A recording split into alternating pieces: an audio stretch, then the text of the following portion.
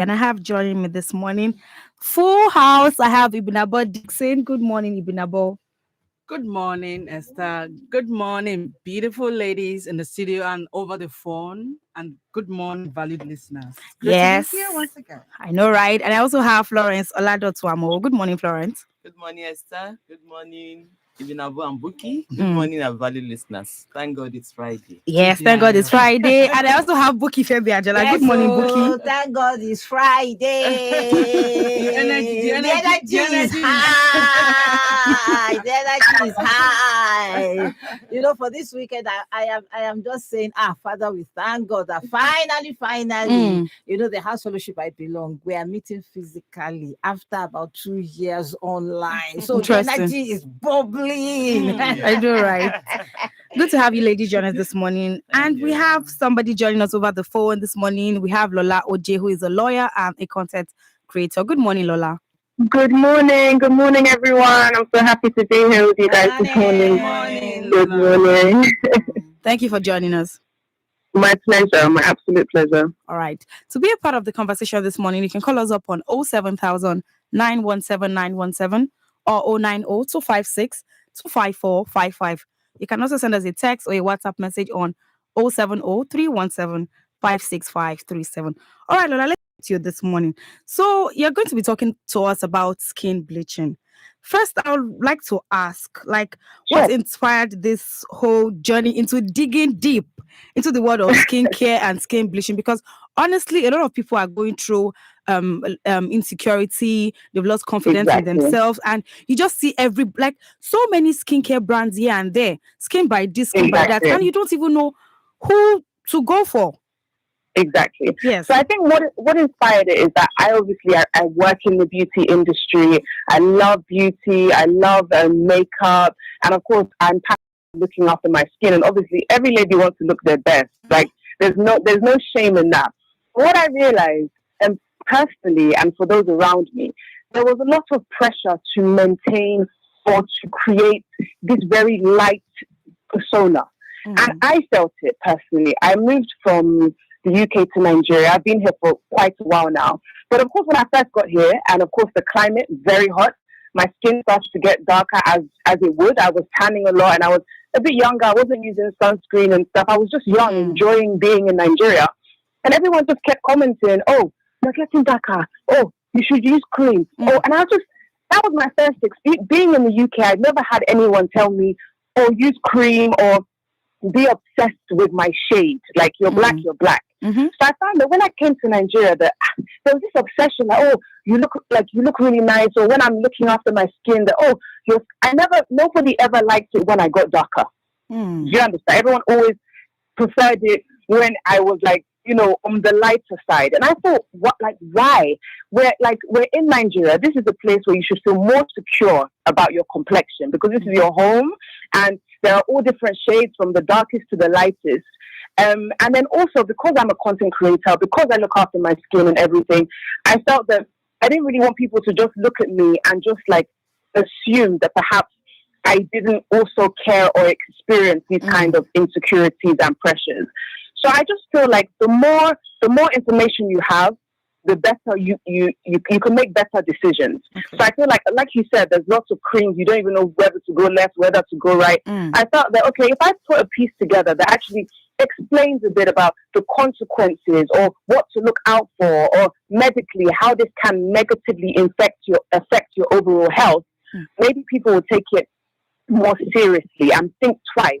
I'm not condemning, I'm not judging, I'm not, I've definitely experienced times where I've used certain creams because of the pressures. And so I'm talking from a place of experience. I feel like these insecurities and these pressures, we need to stop.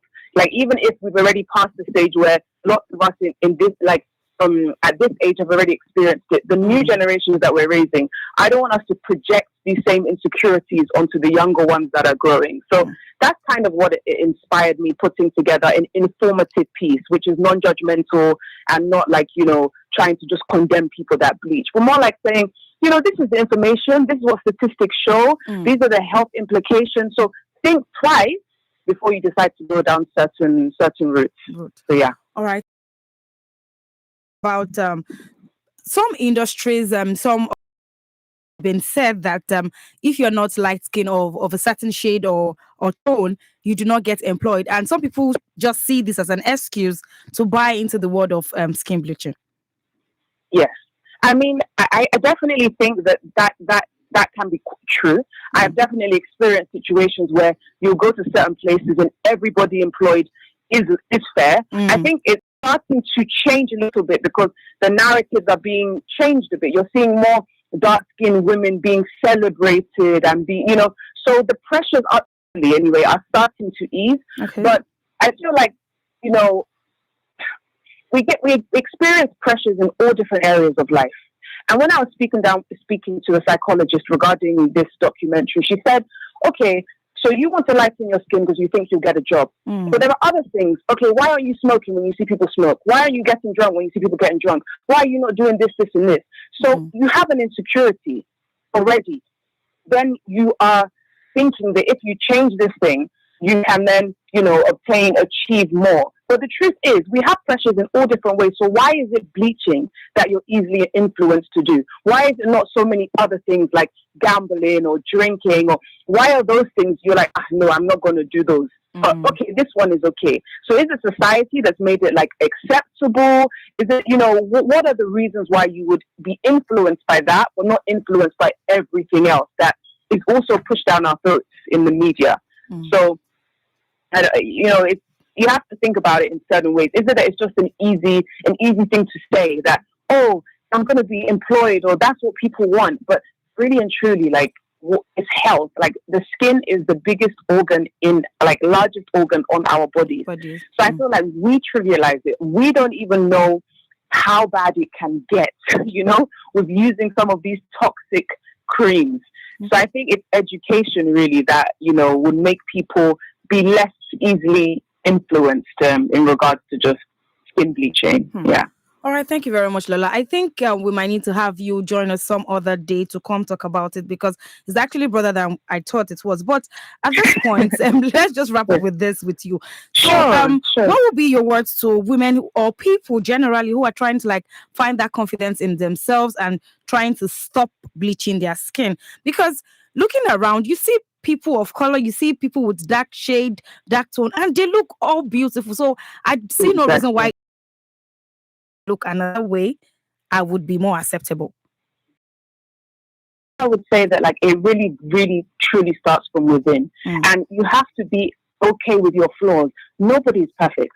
Nobody. We all have insecurities in different ways, and then also think about it in the light of health. Are you really willing to risk your health for being fairer, maybe for a few years before negatively it has an impact? So I'm not here to judge, like I say, I'm somebody that experienced the pressures. I'm not perfect. I have insecurities also. But sometimes, even if someone says to you, oh, you need to be lighter, it's okay to be like, no, I'm fine as I am. People love me the way I am. So you don't have to succumb to society that we often get it wrong. There's so many instances in history that show that, what we projected isn't right. So this is one of those things. We need to just embrace all of our uniqueness. Some of us have different hair, different eye color, different texture. We just need to say we're all different and it's okay. It's actually okay to be different sometimes. So yeah, I would just say self-love. It starts from within, really. Yeah. All right. Thank you very much, Lola, for joining us this morning. And we hope that you get to join us some other day. It would be my pleasure. Thank you guys so much. And I wish you a great day and a happy Friday. Yes. Thank you. Thank you. Do enjoy the weekend. Thank you so much. Thank you. Yes.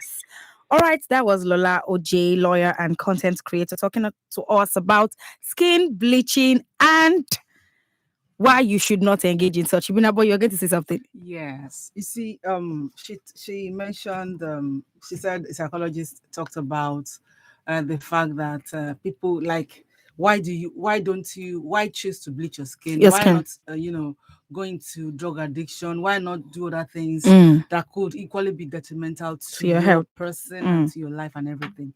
You see, people generally, a lot of people do not understand the health implication of bleaching one's skin. That is number one. Once they know, I'm sure not all of them, but most of these people, because you see them, they'll tell you, You understand? They don't under. It's like, what is the correlation between me bleaching my skin and my organs, for example? They don't know how it could infuse into your bloodstream and the blood will carry it all over your body. They don't understand that part. So I think while we are trying to tell people about this, we should have more on the health implication. That is what would most likely deter people from wanting to be a part of that. Okay. And then again, society. I tell you. So I was somewhere, somebody brought in, they were going to introduce, a guy was going to introduce a brand, a product? no, a girlfriend Oh, to okay. the family. And when the girl stepped in, the first comment I heard from another lady was, "Oh, she's fair."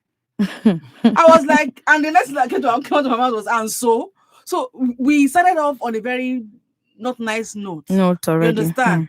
Not even understanding whether she probably was bleaching her skin or maybe she was naturally fair.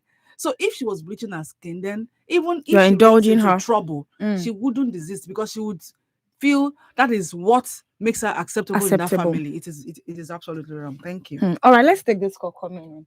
Hello, good morning. Hello, Esther, how are you? Good morning. I'm fine, Chief Agozie. Thank you for calling in. It was really why I've been seriously trying to call just to greet education for a while, and I've not been able to put a call across to her. Education is, how are you? Good morning, Chief Agozie. Good morning. Thank you. I really miss you for the few days I've not been able to call. Oh. Hi, Bookie, funny DJ and Florence. We are doing great. I don't make I give you, make I for happy, make I satisfy my mind. Thank you, Chief Agozie. Yes, thank you. And that was Chief Agozie who just called in to say hello. Must be nice. And I'm going to interject again, sorry. And by the way, all the ladies in the room here are all looking amazing, and we are dark-skinned. Yeah. I say that again. Yes. So I don't know. I admire people a lot. The first time I met friends, I was like, You understand? Yes. The same thing with Bookie, I was like, So I don't understand. I think But you are we lighter. should- You are light. You are lighter than us. Well, I mean, for me, Yeah, I'm you're still- lighter than compared us. to some of my children, I'm dark skinned.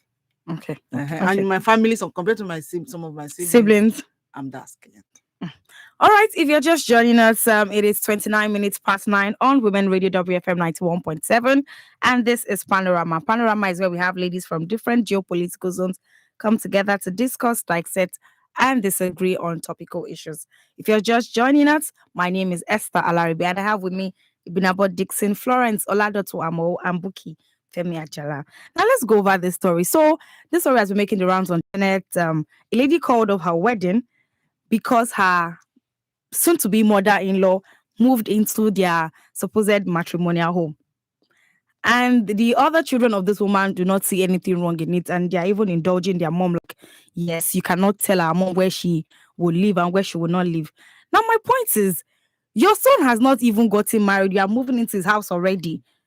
But some other people were of the opinion that, no, the lady shouldn't have called off the wedding. Imagine all the resources and everything having to put together the event. And now you're just going to call off the wedding. Buki, what are your thoughts on this?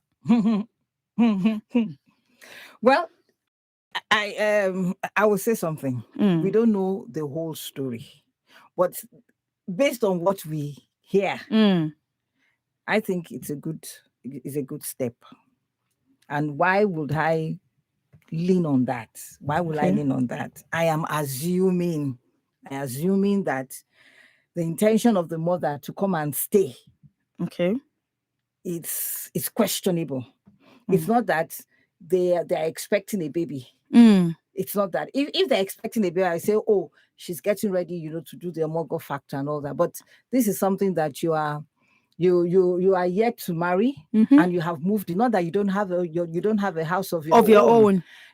I know a family very close that from the second day of their marriage, the mother-in-law had stayed in, and it is because their own family is knitted. Okay. And I think that is why the siblings of that girl does not see anything wrong in it. No, siblings of the guy. Of the guy. Yes. Okay, of the guy. Oh, okay. Oh, okay. Not fine. the lady sibling. No, okay, of the guy. Well, the other side that we are not used to this. At least come before you come in. But you see what happened. Didn't have that intimate that kind of relationship because the second day was when the mother-in-law came in. You understand? So they were not free. They didn't get to know themselves, things that they would have done without anybody, there was a little bit of restriction, and I think it's a bit of trauma, so based on that, I think it gets us. All right, Florence, so what do you think about the lady calling off the wedding? I support her decision. Okay. Because Yoruba people would say, okay. What you will not take as a rich person, even as a poor person, reject it. All right. If she had gone ahead, she will be starting on the wrong notes, and heaven knows where that would lead her. And I totally condemn the action of the mother-in-law. I mean, it is not reasonable. I don't know what her reasons are, but whatever the reasons are, I think she has overstepped her boundaries. Okay. And I'm wondering, where is the father-in-law in all of this? Maybe there's no father, I don't know. And of course, the Bible makes it very clear. Genesis 2:24, a man shall leave his father and mother and cleave to his wife, and they will be joined as one flesh. Living means getting separated.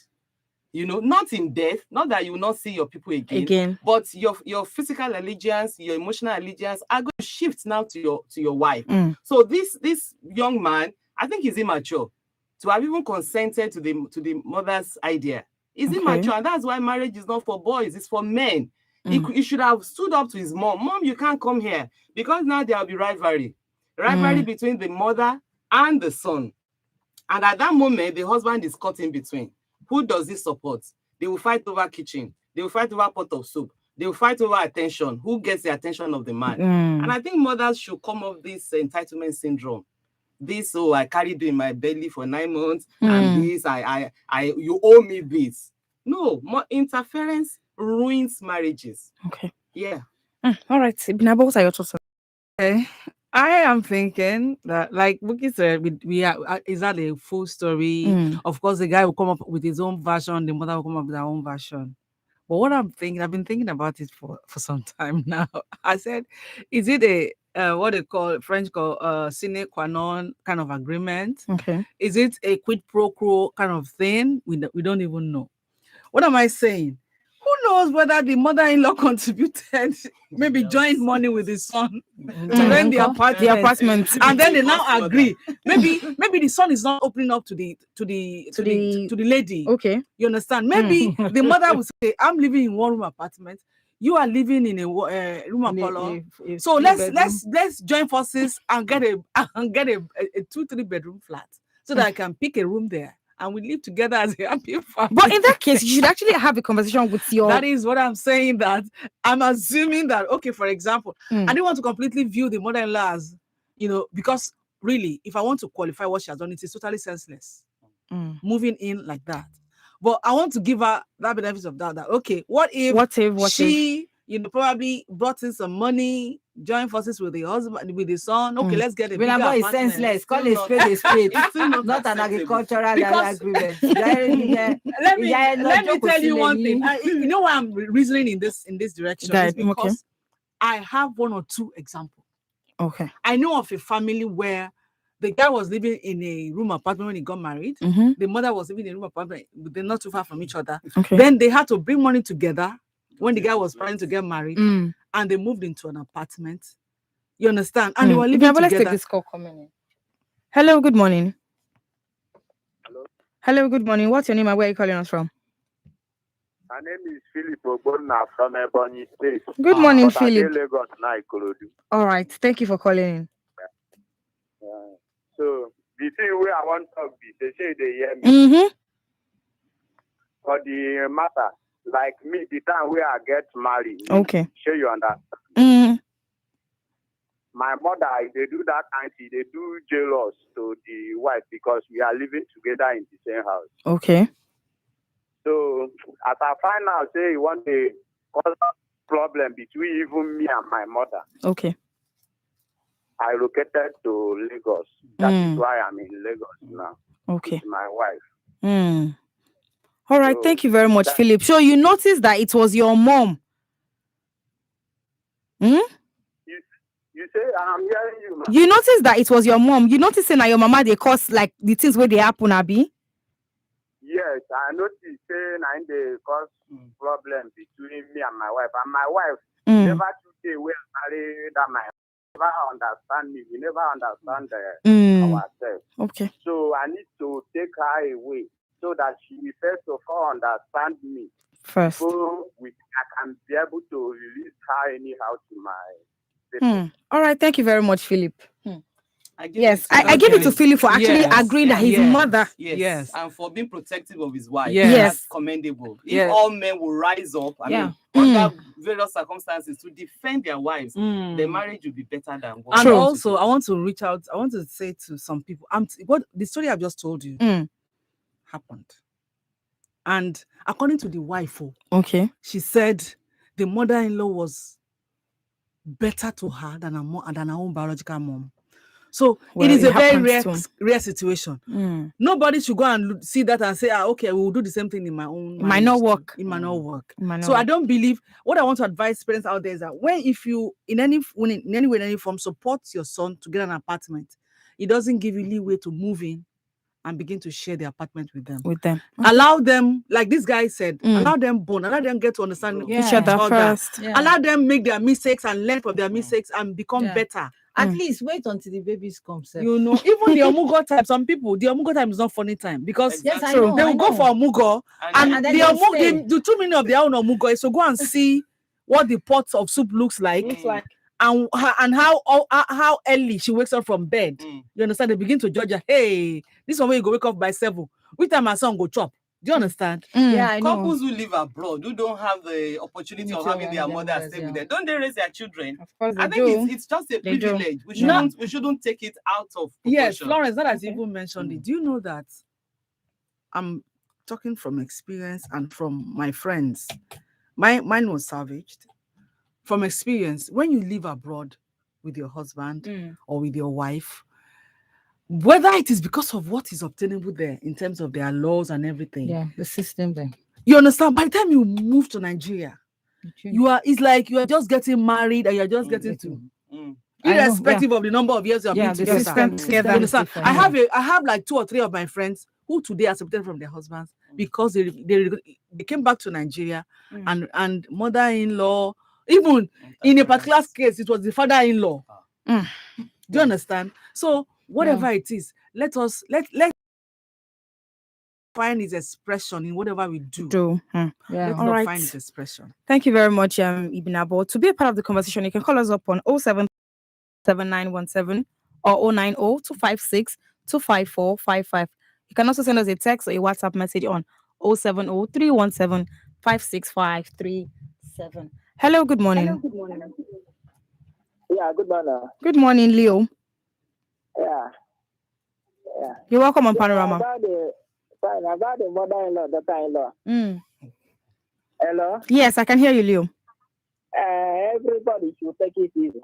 Whether it is daughter-in-law, mother-in-law. But my advice for the daughter-in-law is that I know that. Hello, Leo. Mother-in-law. Okay. Hello? Yes, I can hear you. I said that they should be patient with their mother-in-laws because they have mother at home. And they too, tomorrow they become a mother-in-law. So they should know what happens. Because I know that is difficult to please, but just how you do, you will please them. All that they are difficult to waste away like that. So it depends how we want to live. But I know that tomorrow daughter-in-law must become a mother-in-law. Because in maybe mostly some Igbo land, some people do not, some daughter-in-law, they say they don't want mother-in-law, something like that. But they forget that tomorrow they will become a mother and they live in long and they want to live long to enjoy their. All right, thank you very much, Leo. Yes. I think he's taking it to another dimension. Yes. You know, the core of the story is in that this particular the case, mother-in-law has moved into the supposed house before even the marriage. I mean, we do not support the fact that there is rivalry between mother-in-laws and whatever. I mean, in my own case, I had a very good relationship. You understand? But the mere fact that you are coming even before the wedding, You will already have taken the territory. Already. That's the truth. You'll have taken the territory. True. You will have arranged the dishes the way you want. You'll have done quite a lot of things, and then the lady now comes in. I mean, it's feeling like the stranger. I want to give my own experience. It was not even my own mother-in-law. I don't know if we have the time, but it was my husband and his elder brother. Okay. You know, and there was gap. You know, so. I for me was, well, how would I cope? I myself was already thinking, you understand? But he did something, and I respect him, and I give him that. I salute him for that. He had to sit the big brother down to say, sorry, my wife is coming in the next 1 month or thereabout. You probably just have to excuse us for now, you know. And then he made sure that he got his own apartment in Lagos and blah blah blah blah blah. Asked me if I initially liked it. I didn't. Was like, before True. But he explained to me that he's protecting me. That if it's junior now, I mean, there is a way he can control. Yes, but being his older, you know what? Just let things be. I mean, so that's that. So it's from the angle. You know the funniest thing. Sometimes some of these mother, it's not all of them. It's not all true. Some of these mothers don't even know, they just have a baby boy who's under 6 months, and they were discussing about the changing the painting of the, like, he just moved into a new apartment, so lovely place you guys have here and everything. And what I heard was mommy said I didn't say anything. I didn't even ask them why. I told myself that mommy said, I hope mommy said will not become mommy did, and now I am like this. Because you see, let us become, for mommy mother to be our mothers, let us become a repository for advice. Let us give solicited thank you. Advice. Yes, not impose. All right. Thank you very much, ladies. On a final note, I think men should grow up. That's another angle. That a lot of husbands are babies. They have not been completely weaned from their mothers. They have to call mommy for every instruction. Mommy. Men should grow up on one hand. And mothers, don't be too overprotective. You have raised a boy to 25, 26, 27, 28, 30. What is it again? Let these boys live. Let them make their mistakes. Let them learn from their mistakes. Don't run their lives for them. I think it's very, very wrong for you to hijack the remote control from your son or your daughter and begin to run their homes. It's not fair. All right. It's not fair. So let's talk about this one for a while before we finally wrap up.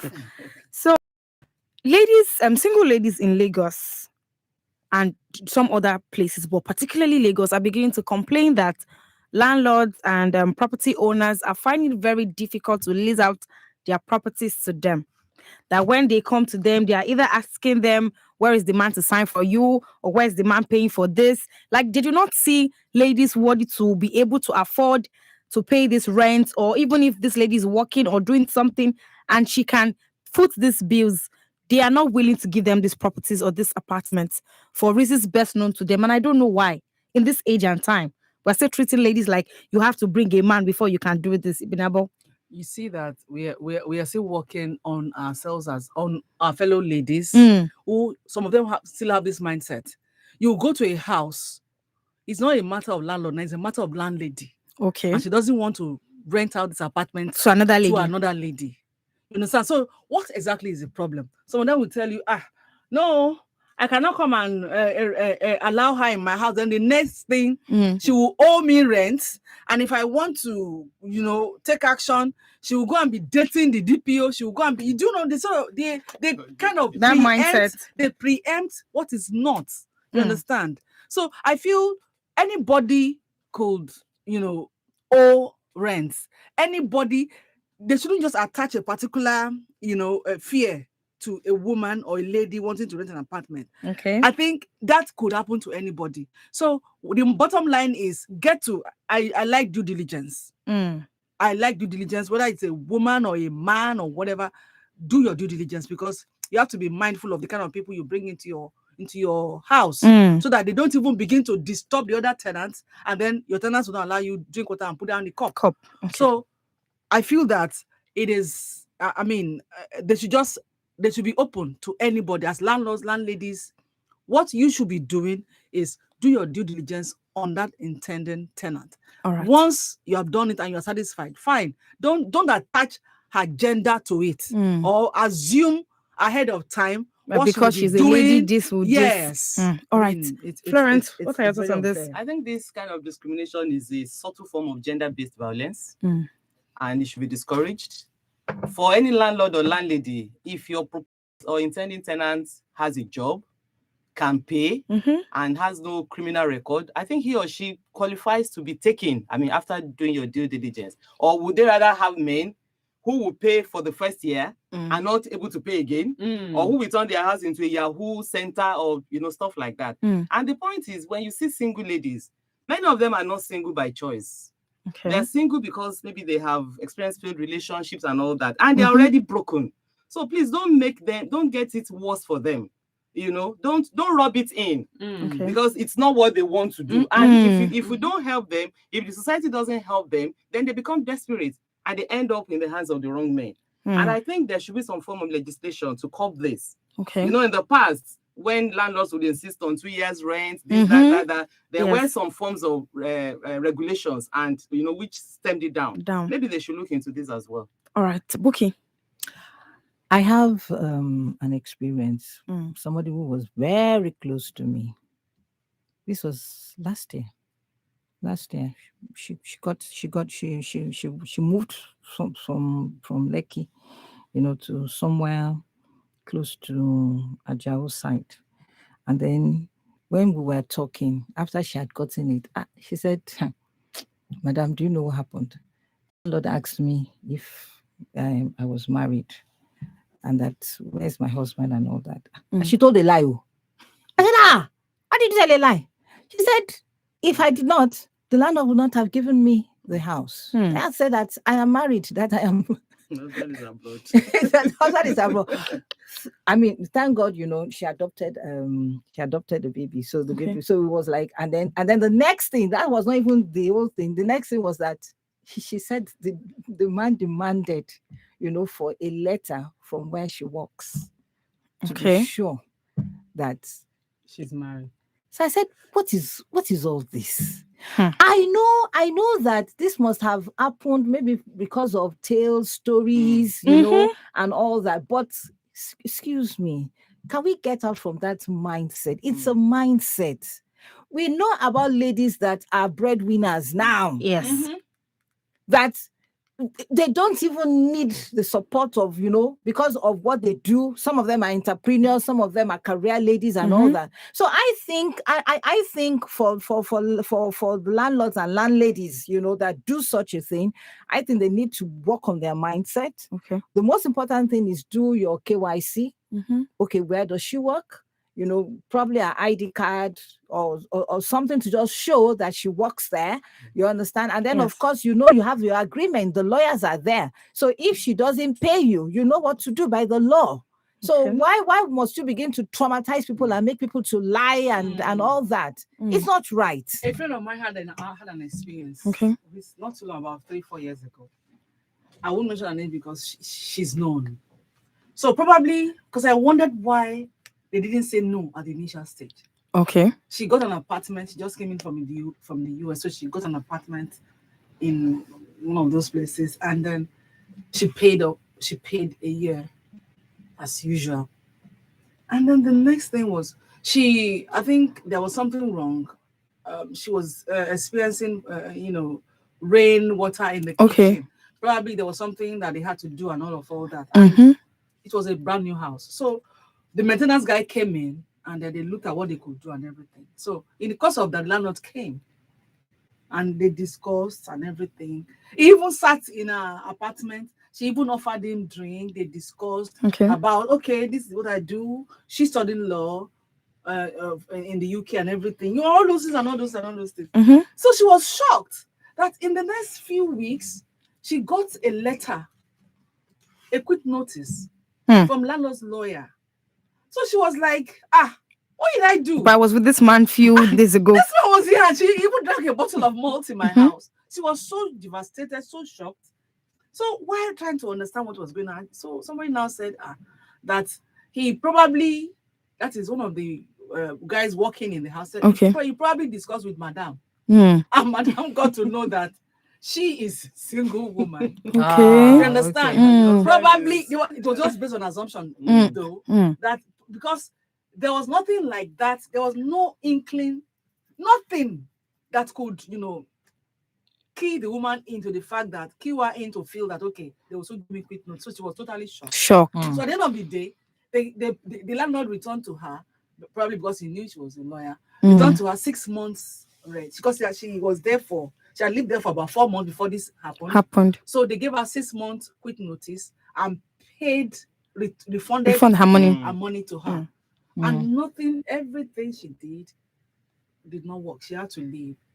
She was so why gender-based violence. Yes. Yeah, it is. But you see, there is always a theory that even if you want to change something, we will not just talk about it, but create alternatives. So where am I going is that let's talk to ourselves. Like I told you, some people must have done some things. You understand? How do we change the narrative? So now we are talking to ourselves. This is the way forward. So for every single woman, you understand, either widower or whatever it is, is widow. Sorry, because I knew there was something wrong with that. Widow, you understand, single ladies and single mothers, or the big girls and all that. Let's change the narrative. Be the best tenant in that place. Be right on time with your money. And a lot of landlords and landladies, they have a form of rules and regulations. I want to lock my gate by 11 o'clock or 12. Yes, you have to be home by this time. At least no generator, anything. You understand? Since you signed, abide by it. Abide by it. Over time, people will begin to change that narrative that women are very responsible. In fact, you'll find out that a lot of you say, it is, the kind of woman they want that to I give want. the So let's change apartment the narrative. Yes. All right. So this is where we call it a wrap for the week on Panorama. Thank you so much, ladies, for staying with us all through the week. Panorama is brought to you Mondays through Fridays at 9:15 a.m. Do have to join us again on Monday, same time on Women Radio 91.7. My name is Esther Laribe, and it has been a very amazing conversation this morning. Yes. And I really hope that landlords and property owners out there, please do well to lease out apartments to responsible ladies. We have a lot of ladies out there doing well and just want like a roof over their head. So they have this money and they are willing to pay you, and they are going to be responsible tenants in your apartment. So please, let's not discriminate or marginalize women just based on gender. I mean, I've done nothing wrong than to just be a lady. All right, so this is where we say bye. Do have a wonderful weekend. Do well to take care of yourself and enjoy the weekend. Thank you. To sponsor this program, call the number 0816 480 7613. Special season. Hey, some kind people for we country now, they face waiting, then they call sweet palava. What? Like a fossa.